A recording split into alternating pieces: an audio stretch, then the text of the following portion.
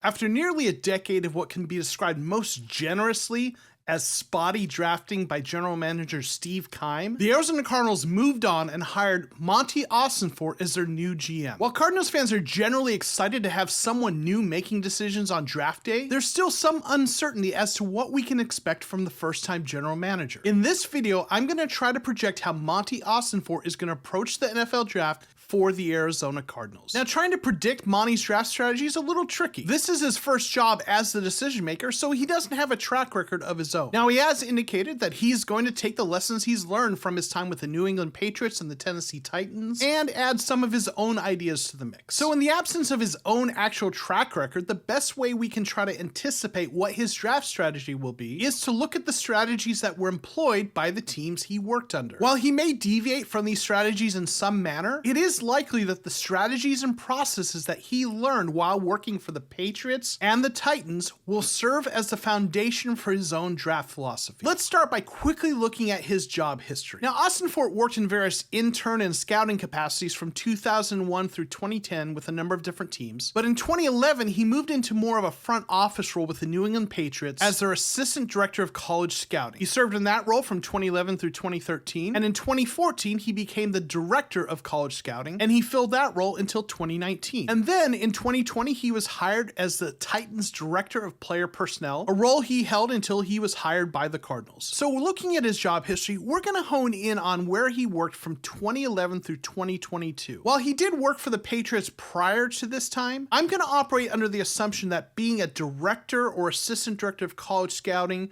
and a director of player personnel gave him greater insights into the actual draft strategies, how they want to stack their board, which positions they want to address in which rounds. He probably got some of that while he was an area scout and a national scout, but for the purposes of my analysis, I'm going to stick from 2011 through 2022 because to me, that's when he was really in the midst of those kinds of strategies. Now, one thing I want to point out is during his time with the New England Patriots, they did an exceptional job drafting offensive linemen, especially in the later rounds. To illustrate this, let's look at some of the offensive linemen that New England brought in as part of their draft process in the time that Monti Ossenfort was the assistant director or director of college scouting. In 2011, in the first round, they drafted Nate Solder. He spent a number of years as a solid starting left tackle for New England, but has dropped off in the last couple of years with the Giants. In that same year, in the fifth round, they drafted Marcus Cannon. Now, his grades are up and down a little bit throughout his career, but he's been a solid starting right tackle as a fifth rounder. In 2015, they drafted Shaq Mason in the fourth round, and he's played at an elite level throughout most of his career. Also in 2015, they signed undrafted free agent center David Andrews, who's been a solid starting center for them for years. Now, you might say, well, they didn't draft Andrews, but if you understand how the draft process works, undrafted free agent signings are a part of that process. They're part of the evaluation, and then once you're done drafting, you're calling those players that you had high grades on. And the fact that they identified Andrews as an undrafted free agent, brought him in, and he became a solid starting center is absolutely a credit to that scouting department. Now, moving on to 2016, in the third round, they drafted Joe Thuney, who's been a solid starting guard throughout his career. And then in the sixth round, they drafted center guard Ted Karras. While he may not be at the same level as some of the players we've looked at thus far, to get a starter in the sixth round who plays at this level is a win. Then in 2018, they drafted Isaiah Wynn in the first round. Now, he was solid as a left tackle in his first 3 years, did struggle last year when he was moved to right tackle, but still, overall, he's a good offensive lineman. So what this tells us is the way the New England Patriots scout offensive linemen seems to be effective. In particular, they're good at finding interior offensive linemen later in the draft. And for a Cardinals team that has struggled to draft well when it comes to offensive linemen and needs to fix their offensive line, if Ossenfort can bring some version of this scouting system to the Cardinals, that's a win. But let's take a step back and look at the overall draft strategy. In order to do that, I went through all of the drafts of the New England Patriots from 2011 through 2019, and then the Tennessee Titans from 2020 to 2022, and I charted out which positions they drafted in which rounds. And using that, I created a chart, what I'm calling sort of a heat map, that tells you which positions they like to take in which rounds. Now, when we look at this chart, there's some patterns that emerge, and those might give us sort of clues as to how Ossenfort's going to approach the draft. Now, we see that quarterbacks tend to cluster in rounds 2, 3, and 4. This includes picks by the Patriots like Jacoby Brissett and Jimmy Garoppolo. Now, with running back, you see that the pattern is rounds 1 through 4. Tight ends you see in rounds 5 through 6. Receivers were taken up and down the draft board, but you do see a little bit of a cluster here in round 7. You see a couple tackles taken in the first round, but a lot of them between rounds 3 and 6. Now with interior offensive linemen like guards and centers, round 4 is really the hot spot here, although they have taken some in round 3 and round 6 as well. With defensive interior linemen like tackles, you see a couple of them taken in the first round, and then one in the third, one in the fifth. And then when we look at edge rushers, although you do see them throughout the draft, round 3 is really where they seem to have taken a lot of those. Now I will note that edge rushers here include some bigger, versatile type linemen, guys that might be 6'5", 270 pounds, that sometimes can move inside. Think of players with a size profile of J.J. Watt or Zach Allen. Then we get to linebacker, and although they do take them throughout the draft, you see that they really focus on that position in round 6. Then when we get to cornerback, this one's sort of bimodal. Round 2 is a hot spot, as is round 7. To me, this seems like there's an emphasis on starting caliber cornerbacks in round 2, and then in round 7s, they probably go with traits-based projection players, guys like Christian Matthew that the Cardinals took last year. We also see that round 2 is a popular spot for safety in this draft strategy, and although I didn't highlight it here, you see a couple special teams players in round 5. Now, another important thing to know about the Patriots is they do like to trade back. In particular, they like to add picks in rounds 2 and 3 and later in the draft. Now, using this chart as sort of a guide, I did a couple mock drafts using PFF's mock draft simulator to get a sense of what this might look like in practice. Now, the first mock I'm going to do is one that does not have any trades. So with the 3rd overall pick, because the chart shows that they like to take interior defensive linemen in the first round, I took the best one on the board, Jalen Carter. In the 2nd round, I went with a cornerback, Emmanuel Forbes. 3rd round, halfback, Devon Achane. Also in the 3rd round, an edge rusher, Isaiah McGuire out of Missouri. Then in the 4th round, went with an interior offensive lineman, guard, Andrew Voorhees. In the 5th round, I went with a tackle, Connor Galvin. Then in the 6th round, another interior offensive lineman, center, Ricky Stromberg. And in the 6th round, where they like to take their linebackers, I took linebacker Savosia Dennis. Now, because the Patriots in particular like to trade back, I did another mock draft that included a trade back out of 3 to add a number of picks in some of those spots later in the draft to get more examples of the kinds of picks Ossenfort might look to make. In this mock, I traded back to pick 16 and took Kalijah Cansey. Then again in the 2nd round, took cornerback Emmanuel Forbes. Then also in the 2nd round, got a right tackle, Darnell Wright. In the 3rd round, halfback Devon Achane again. And then edge rusher Byron Young. And then in the 3rd round, as the Patriots have done in the past, I took a quarterback, Hendon Hooker. In the 4th round, took wide receiver A.T. Perry out of Wake Forest, and also center Olusegun Oluwatimi out of Michigan. In the 5th round, I took a tight end, Josh Weil. In the 6th round, took guard Neil Broker, linebacker Savosia Dennis, and safety DeMarco Hallams. And then the 7th round, got another cornerback, Miles Brooks. Now let me be clear, I'm not saying this is who the Cardinals should or shouldn't draft, or that they should or shouldn't trade back. These are just examples of mock drafts using that chart as a guide based on the philosophies of the teams that Monti Ossenfort has worked for. Now again, it'll be interesting to see if he goes in a different direction from that, but I do think the general philosophy in terms of where they look to pick certain positions is probably a good baseline of what we can anticipate from Monti Ossenfort. Who are some of the players you'd like to see the Cardinals take in this draft class? Let me know in the comments below. Also, please be sure to click like and subscribe for more Arizona Cardinals content. Thanks for watching, and we'll see you next time on